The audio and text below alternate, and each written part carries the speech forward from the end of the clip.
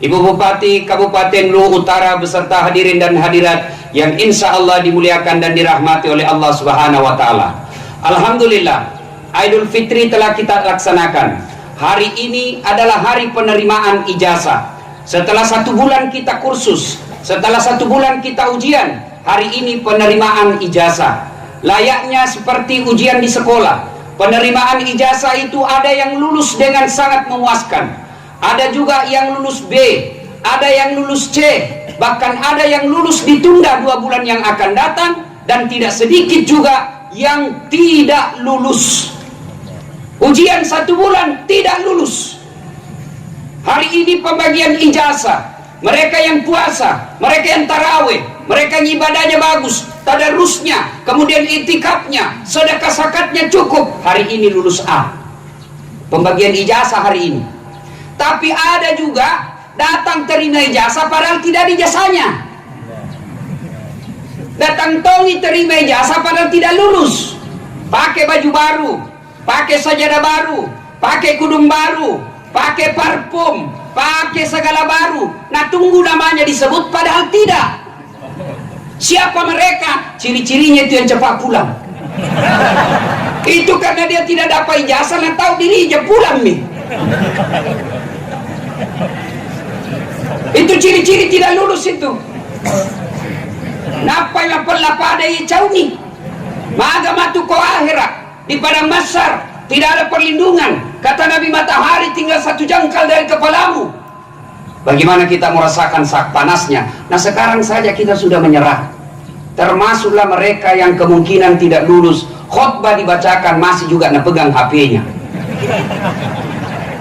Allahu Akbar, Allahu Akbar, Allahu Akbar, walillahil hamd. Ibu Bupati Kabupaten Luwu Utara beserta hadirin yang saya muliakan. Suatu kali Nabi naik ke atas mimbar. Pada saat beliau naik, kedengaran beliau mengucapkan amin, amin, amin. Seperti hari ini, 1 Syawal. Melema katoba nabita, mendre yase katobai. Ketika Nabi naik ke atas mimbar, kedengaran Nabi mengucapkan 3 kali amin, amin, amin. Selesai khutbah, datang sahabat bertanya, ya Rasulullah, kami mendengar Anda mengucapkan amin tadi 3 kali. Ada apa gerangan? Nabi menjelaskan, tadi itu waktu saya naik tangga pertama, saya mengucapkan amin. Malaikat Jibril berbisik di telingaku, berdoa kepada Allah agar doanya malaikat Jibril dikabulkan. Saya mengaminkan. Telu lodongan malaikat Jibril, 3 doanya malaikat Jibril dan Nabi yang mengaminkan. Malaikat Jibril berdoa, diaminkan oleh Rasulullah. Doa itu pasti diijabah oleh Allah. Apa gerangan? 1, ya Allah, janganlah engkau terima amal ibadah Ramadannya anak yang durhaka kepada kedua orang tuanya. Mendengar ini, Nabi melanjutkannya, amin, terima ya Allah. Artinya, jika ada di antara kita di tempat ini, puasanya lengkap 30 hari, tarawihnya tidak ada lepas, witirnya cukup, zakat sedekahnya dia tutup di akhir Ramadannya, lalu dia bersilaturahmi kepada tetangganya, lalu dia bertadarus selama Ramadan, tapi kurang ajar sama ibunya, durhaka sama bapaknya, gara-gara dia pernah ditinggal waktu kecil, gara-gara dia tidak diurus waktu kecil, lalu dia dendam sama ibu bapaknya, sakit hati sama ibu bapaknya, lalu dia tidak datang kepada kedua orang tuanya. Demi Allah, puasamu sia-sia. Maka Ramadan selesai, alhamdulillah, dosa kepada Allah sudah tuntas jika bapak sudah bertobat. Tapi jika durhaka kepada kedua orang tuanya, maka demi Allah, anak tersebut tidak diterima segala amal-amal ibadah Ramadannya. Maka selesai lebaran nanti, kalau masih hidup orang tua datang kita, jangki dendam, dek napa sekolah kak Ustaz, dari kecil dia tidak urus saya, tidak pernah dia biayai saya, kakekku jika saya besarkan kak, dia kurang ajar sama saya selama ini ya Ustaz.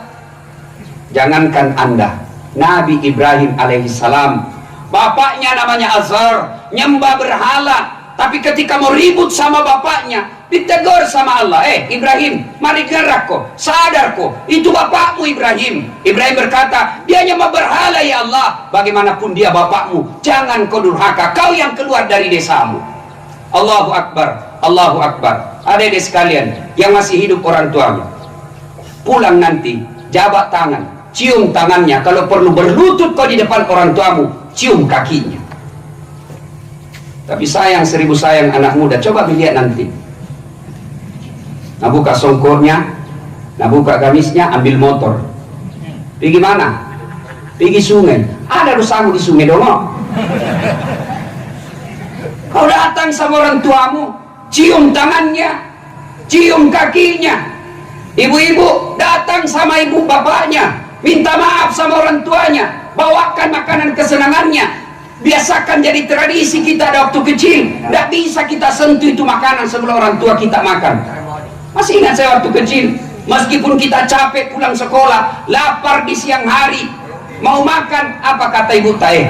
Aja yolo muandrena, dek pada mandrian buku, madosa kok, so dosa kau kalau sisa kau kasih orang tuamu. Nah sekarang anak-anak tadi di rumah, belum pulang bapaknya dari kantor, dia lebih dulu pulang sekolah. Nah cembuk mana nih pak? Tulang-tulangnya saja di simpangan bapaknya.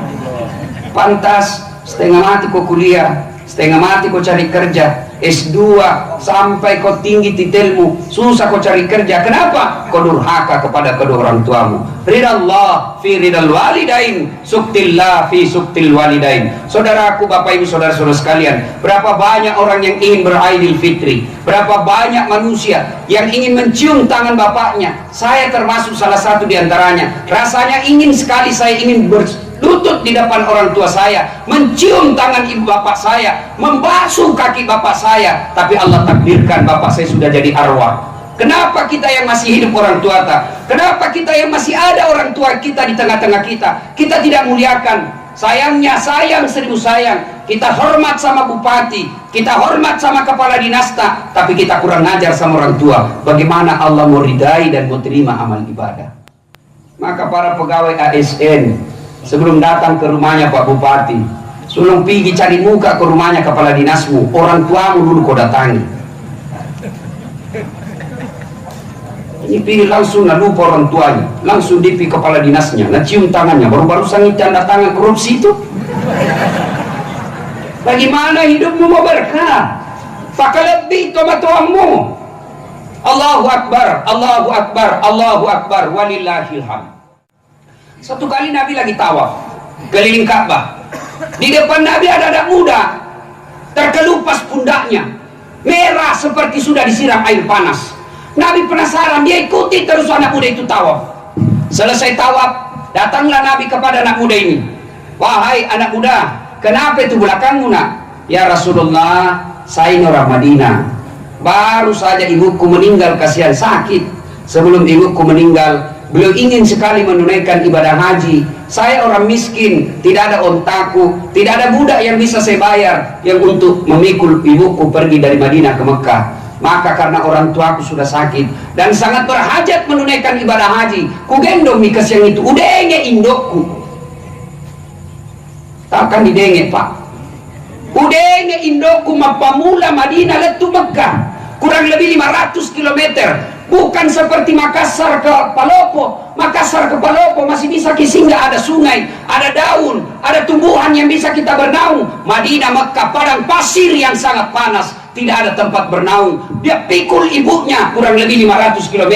Nanti dia lepaskan ibunya ketika makan, minum dan sholat 5 waktu. Selebihnya berada di belakang saya ya Rasul. Makanya kasihan ini terkelupas pundakku. Lalu anak muda ini bertanya kepada Nabi, ya Rasulullah, kira-kira ini kebaikanku sudah seimbang, sudah membalas kebaikan ibuku kepadaku, kira-kira apa ada nih kira-kira? Nabi lalu bersabda, anak muda, alhamdulillah kau sudah termasuk anak yang soleh, tapi demi Allah kau belum bisa membalas kebaikan ibumu.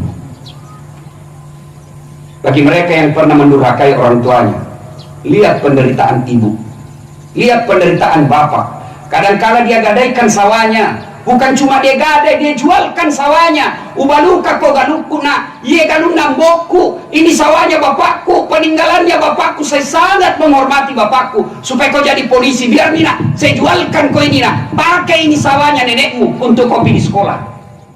Allahu Akbar, Allahu Akbar, Allahu Akbar, walillahil hamd. Saudara-saudara sekalian, kadangkala kita pergi cari-cari muka, setengah mati kita mencari ini, cium tangan kiri kanan sama orang, tapi kita tidak menghormati orang tua kita. Nauzubillah min zalik. Tidak ada gunanya kebaikan yang kau dapat di dunia. Kadangkala saya ditanya, kenapa banyak manusia, Ustaz, kenapa banyak manusia bagus sekolahnya, tinggi pangkatnya, tapi kok hidupnya susah, anaknya nakal, rumah tangganya berantakan, lakena macandring, bedena selingkuh. Kenapa bisa begini, Ustaz? Salah satu sebabnya ridha Allah dalam rumah tanggamu sudah dicabut. Kok bisa Allah cabut ridhanya padahal dia banyak uangnya? Karena kau durhaka sama orang tuamu. Masih ingat kita waktu kecil, Pak? Jangankan bicara kasar sama orang tua, boleh wajo-wajona tomatoi Pak Pimali. Begitu kita muliakannya orang tua kita. Makanya kita dulu sekolah tidak tinggi-tinggi, kecerdasan pas-pasan, tapi hidup kita bisa bahagia. Kenapa? Karena kita memuliakan orang tua. Sekarang anak kita sopan sama cowoknya, kurang ajar sama bapaknya. Coba lihat nanti, Pak, kalau pulang kita, nah cium tangannya bapaknya. Kira-kira itu anak tak kalau jam tangan, nah cium tangannya orang tuanya. Nak cium, Pak, nah seledin ji. Itu kan kalau saya cium tangannya orang tua aku itu saya begini. Anak-anak sekarang tabi, Pak, kepala anak cium tangannya. Allahu Akbar, Allahu Akbar, walillahil hamd. Birrul walidain, berbuat baiklah kepada kedua orang tua. Sebaliknya, mereka yang kurang ajar, durhaka sama orang tuanya, maka tidak diterima amal ibadah Ramadannya. Yang kedua, malaikat Jibril lagi berdoa, ya Allah, janganlah engkau terima amal ibadah Ramadannya istri yang kurang ajar sama suaminya. Itu ibu-ibu di belakang. Meskipun puasanya 30 hari lengkap, tarawihnya tidak putus, witirnya tidak pernah lepas, tadarusnya 3 kali hatam, tapi tidak taat sama suaminya, demi Allah, ibadah puasa Ramadan dan segalanya ditolak oleh Allah Subhanahu wa Ta'ala. Maka ibu-ibu pulang ki nanti, milo dampak ki kolak kita, minta maaf ki sama suami kita. Suatu kali ada tetangga pada zaman Rasulullah, seorang manusia bertetangga datang kepada ibunya. Tetangganya ini sakit ibunya. Dia datang kepada tetangganya ini, Bu, pikir dia mamata sakit. Apa Nabi bilang tetangganya? Mohon maaf, suamiku pergi perang, saya dilarang keluar sebelum pulang suami saya. Pulang pemanggilnya. Sakaratil maut datang lagi. Bu, pergi dia mamata. Madan dikasih sedikit lagi menghadap sakaratil maut. Apa kata anak ini? Mohon maaf, suami saya belum pulang. Meninggal bapak ibunya, datang lagi. Bu, terakhir nih, pikir dia mamata. Apa dia bilang? Mohon maaf, saya mau sekali ke sana, tapi ibu suamiku belum pulang medan perang. Akhirnya dimakamkan, tidak dihadiri anaknya. Selesai pemakaman, datanglah yang panggil ini melapor kepada Nabi. Ya Rasulullah, tetanggaku keterlaluan, mulai dari sakit, sakaratil maut, sampai dimakamkan ibunya. 3 kali saya datang memanggilnya, dia tidak datang melihat ibunya. Kata Nabi, keterlaluan betul itu orang. Kok bisa begitu?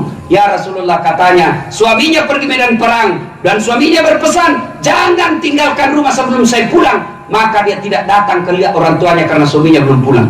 Mendengar ini, apakah Nabi marah? Subhanallah, Nabi mengucapkan, Alhamdulillah, diampuni dosa ibu yang dibukamkan, diampuni dosa ibu yang dikuburkan, karena punya anak istri yang taat terhadap perintah suaminya. Allahu Akbar, Allahu Akbar, Allahu Akbar. Kira-kira masih ada istri seperti ini, Pak? Hah? Bapak yang ketawa barangkali istrinya dikena di rumah. Ibu-ibu, baiklah kepada suami. Kenapa mesti demikian? Karena ibu harus tahu bahwa dosa seorang istri itu akan dipikul oleh suaminya di akhirat kelak. Makanya istri tidak boleh keluar rumah, haram hukumnya keluar rumah tanpa izin suami. Kenapa? Karena suami yang akan tanggung kalian sepanjang jalannya. Kalau suaminya tukang zina, suaminya penipu, suaminya koruptor, suaminya pemabuk, suaminya konsumsi narkoba, bahkan suaminya pengedar narkoba, tapi istrinya baik agamanya, istrinya baik sholatnya, istrinya bagus agamanya, suaminya masuk neraka, istrinya tetap masuk surga di akhirat kelak. Suami tidak menanggung, istri tidak menanggung dosa suaminya. Sebaliknya, istrinya tukang gosip, istrinya tidak pakai jilbab, istrinya tidak sholat, Ramadan tidak puasa, suaminya penghafal Quran, suaminya imam, suaminya penceramah, suaminya baik agamanya, tapi istrinya durhaka kepada Allah, maka demi Allah, ku ampusakum wa ahlikum nara. Sebelum istrinya masuk neraka, suaminya dulu di depannya. Maka ibu-ibu, jangan ki keluar kasihan kalau tidak naizinkan ki suami kita. Dosa. Kenapa? Karena langkah-langkah kaki ibu ditanggung oleh suami. Allahu Akbar, Allahu Akbar, Allahu Akbar. Ibu-ibu mau tidak dirindukan oleh surga? Kira-kira kalau saya tanya ibu-ibu yang kepanasan di belakang, mau tidak dirindukan surga? Pasti jawabannya mau. Kata ibu saya, nak, ajak mona suruga, nak purnu mo kayolo ambokmu senang nak. Jangankan dirindukan surga, dirindukan saja bapakmu nak, saya sudah senang. Apalagi kalau dirindukan surga. Bagaimana agar ibu dirindukan oleh surga? Syaratnya hanya 4 saja. Lebih susah syaratnya jadi caleg. 4 saja syaratnya. Apa itu kalau mau dirindukan oleh surga? Kata Nabi, 1, aqimis salat, dirikan kau salat. 3, 2, wasiyamu Ramadan, berpuasalah kalian di bulan suci Ramadan. Yang ketiga, tutup dan jaga harga dirimu. Yang keempat, taati perintah suamimu. Apabila keempat hal ini dilakukan oleh ibu, dia sholat, dia puasa, dia jaga harga dirinya, dia tutup auratnya, dia patuhi perintah suaminya, kata Nabi, ada 7 pintu surga di akhirat. Tadkhulul jannati bisalam. Silakan ibu pilih mana pintu surga ibu mau masuki. Tapi sayang, 1000 sayang, ibu-ibu sekarang suaminya dijadikan tahanan kota. Baru 1 jam keluar menelpon itu, di mana kok pak? Di mana kok? Ada di kantor. Cepat kok pulang. Ya kok bisu kok. Dan bila suaminya ada aja di kantor ini, bilang foto beda baru kirim. Bagaimana suamimu mau tenang di rumah? Pulang lagi menenak-nenak bawa zamanna. Di kantor kita dimarah-marahi sama pimpinan, di jalan macet, sampai di rumah dimarah-marahi lagi sama istri. Bagaimana hidupnya suami mau tenang?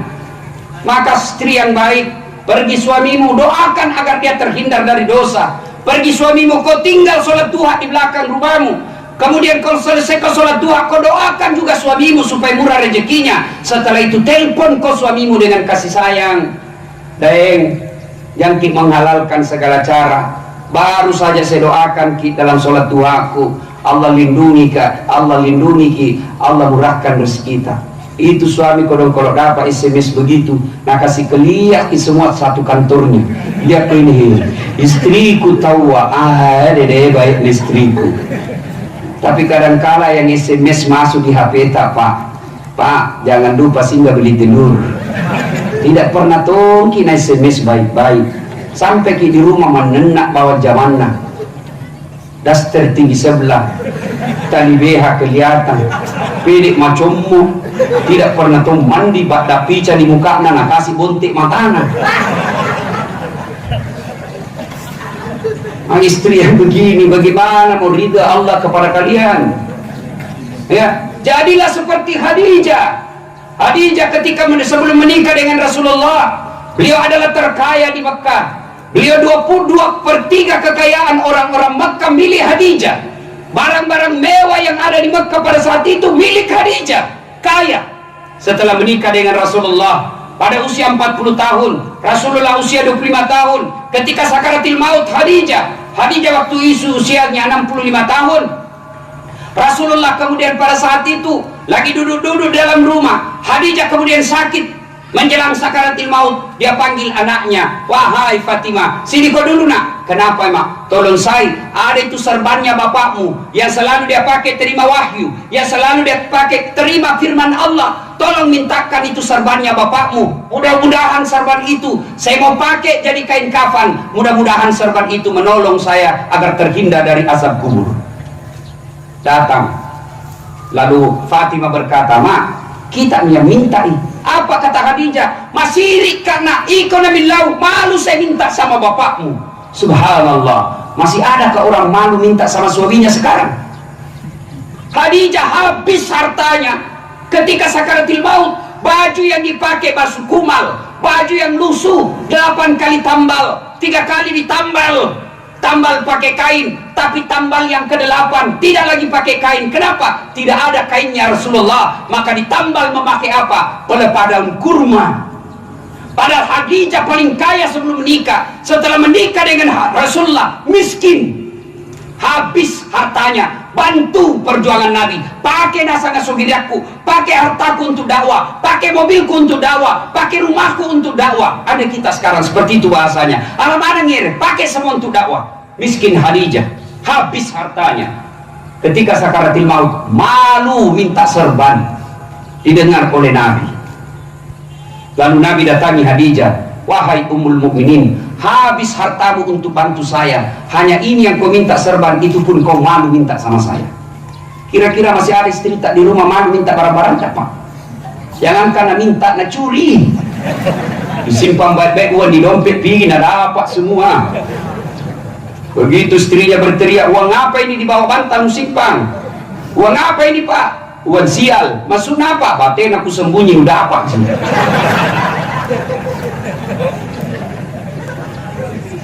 Datanglah Khadijah minta kepada suaminya. Lalu Nabi berkata, wahai istriku tersayang, hanya inikah yang engkau minta dan kau malu kepadaku?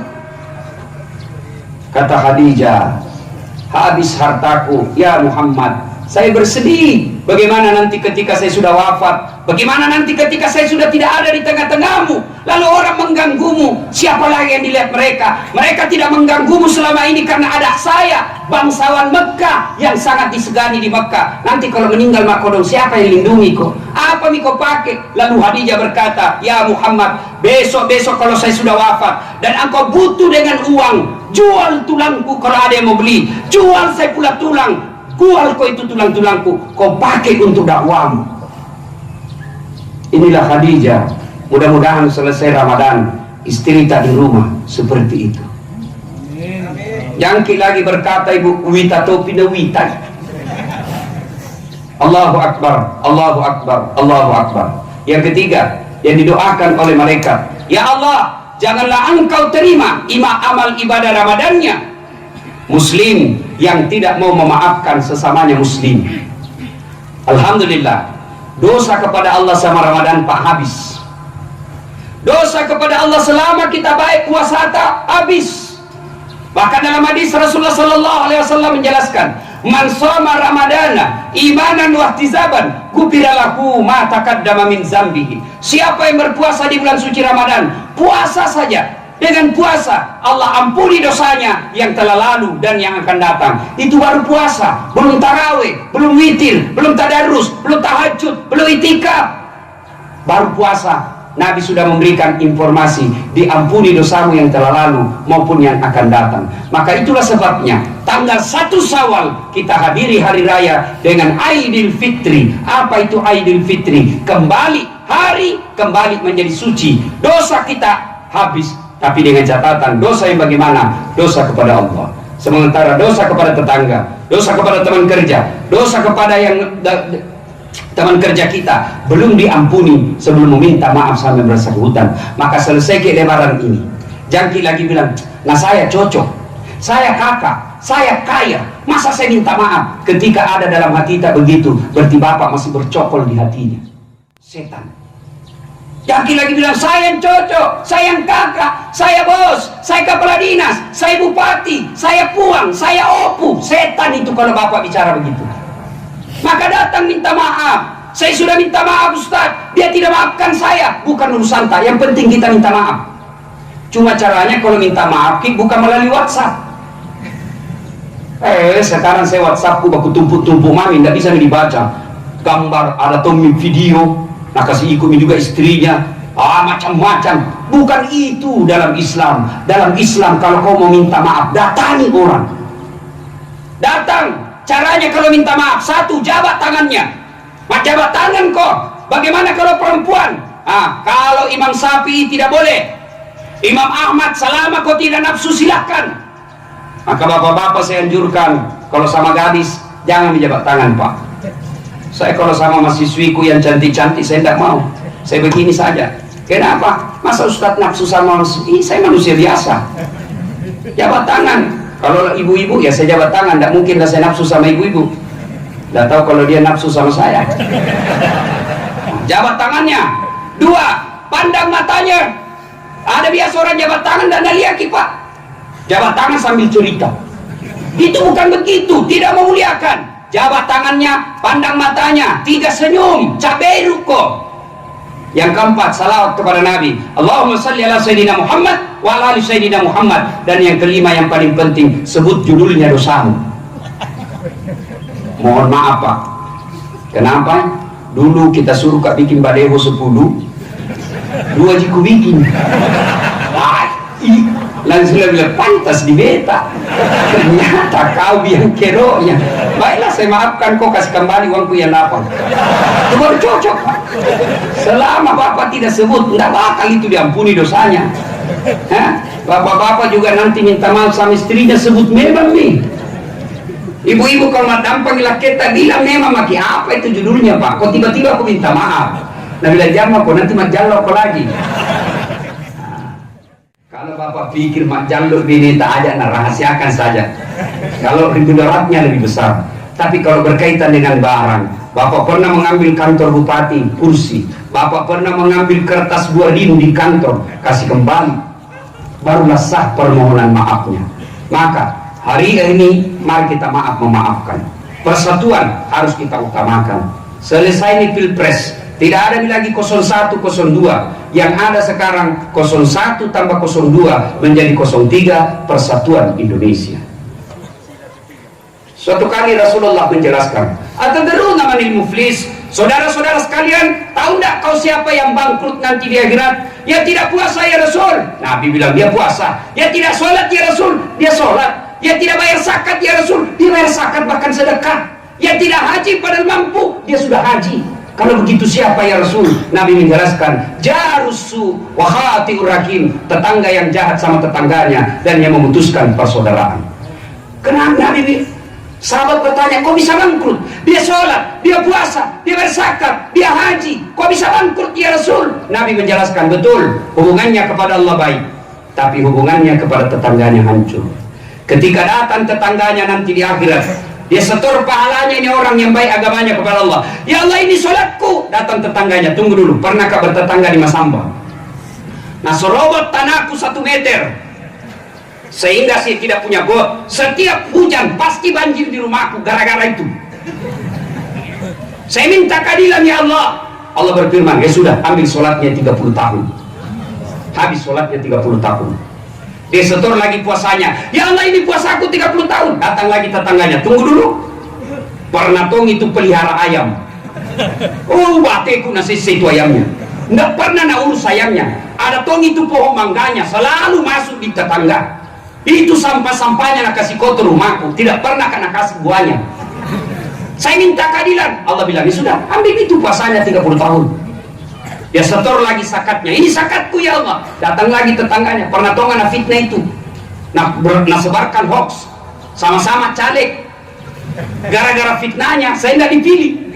Saya minta keadilan. Allah berfirman, ambil hajinya. Habis amalnya, masih ada yang datang. Ya Allah saya juga pernah difitnah. Katanya anakku yang lurus rambutnya bukan anaknya suamiku. Karena suamiku keriting rambutnya. Gara-gara fitnahnya saya tinggalkan itu kampung. Nah tuduhkah juga itu mobilku, mobil korupsi. Nah bilang bagaimana kau bisa beli mobil? Nah kau pegawai honor di pemerintah. Bagaimana caranya? Dia tidak tahu memang saya pegawai honor. Tapi ada empangku kujual di kampung 2 hektar, saya bisa beli mobil. Gara-gara fitnahnya saya tidak diangkat-angkat jadi pegawai. Tetap tidak pegawai. Sebelum pegawai namanya PTT, pegawai tidak tetap. Kemudian tetap tidak pegawai. Lalu Allah berfirman, ini orang banyak amalnya. Dia bilang, tekoni caranya puang. Bagaimana lagi caranya Tuhan? Nah habis miabalku. Allah berfirman, supaya adil, ambil dosanya itu orang yang pernah kau sakiti. Habis puasanya, habis sholatnya, habis zakatnya, habis hajinya, masih datang orang bawa dosa. Datang lagi orang bawa dosa. Datang lagi orang bawa dosa. Ini yang disebut bangkrut. Habis amal-amalnya, sementara dosanya orang masuk. Maka sebelum itu terjadi, hari raya ini datang kita. Saya malu ke rumahnya Ustaz, tunggui di masjid. Kalau kita tahu dia rajin berjamaah, duduk di sampingnya. Assalamualaikum warahmatullahi wabarakatuh. Assalamualaikum. Begitu dia salam ke kiri, kita agak ke kanan, senyum ki. Tidak mungkin langsung adoro mukamu. Selama hari raya, mohon maaf saya hilang. Coba, saya sudah minta maaf Ustaz, dia tidak maafkan saya. Maka selesai kau minta maaf, berdoa kau kepada Allah. Ya Allah, saya sudah lakukan kewajibanku, saya sudah laksanakan perintahmu, saya sudah minta maaf kepada dia tidak maafkan saya. Allah, wakili saya di padang mahsyar kelak, wakili saya menghadapi dia di hari pengadilan kelak. Maka lepas kewajiban kita, maka nanti ketika dia dipanggil, dah saat sini kok, berapa kali kau tidak sholat, berapa kali kau puasa, tidak puasa, berapa kali kau nipu, berapa kali kau maksiat, kau ampuni dosamu. Kenapa itu tetanggamu yang satu saja dosanya kau tidak maafkan 30 tahun? Maka Bapak Ibu Saudara-saudara sekalian, selesai Idul Fitri ini, saya dapat dampangan ki. Lupakan itu pemilu, selesai. Yang mau jadi presiden biar Tommy dia presiden. Dia nipu kita mendapat tong itu. Kalau kau menang karena kau tipu rakyat, kau dapat juga. Tidak mungkin Allah biarkan penipu, tidak mungkin. Begitu keyakinan kita orang beriman. Sudah, ya makin bertengkar lagi. Lebih baik kita akur kembali. Wa'tasimu bihablillahi jami'an wa la tafarraqu. Berpegang teguhlah engkau kepada tali persaudaraan agama Allah, dan janganlah engkau bercerai-berai. Allahu Akbar, Allahu Akbar, Allahu Akbar, walillahil hamd. Anak yang durhaka kepada orang tuanya, istri yang durhaka kepada suaminya. Ada yang tanya, Ustaz, itu tadi yang kedua, istri yang durhaka kepada suami. Bagaimana yang suami durhaka sama istri? Tidak ada dalam hadis. Kita tahu yang cari. Tapi maknanya begitu juga sebenarnya. Suami yang kurang ajar sama istrinya, mendurhakai istrinya, mengkhianati istrinya, demi Allah juga tidak akan diterima amal ibadah Ramadannya. Maka minta maaflah kepada istri, Pak. Tidak ada orang yang menyayangi kita seperti sayangnya istri kepada kita. Dia tinggalkan kampungnya dari Pindrang, dia tinggalkan kampungnya dari Jawa. Untuk apa? Ikut cari nafkah karena taat sama suaminya di Masamba. Ternyata setelah sampai di Masamba, Bapak hianati istri. Bagaimana Allah mau terima amal kebaikan? Dan yang ketiga, orang yang tidak mau memaafkan sesamanya muslim, didoakan oleh malaikat Jibril, tidak diterima amal ibadahnya dan diaminkan oleh Rasulullah Muhammad SAW. Momentum Idul Fitri ini, mari kita saling maaf memaafkan, lupakan kesalahan orang supaya Allah pun memaafkan kita di akhirat kelak. Demikian, mudah-mudahan ada manfaat. Barakallahu li wa lakum wa izza'il mu'minin, innahu huwal ghafurur rahim.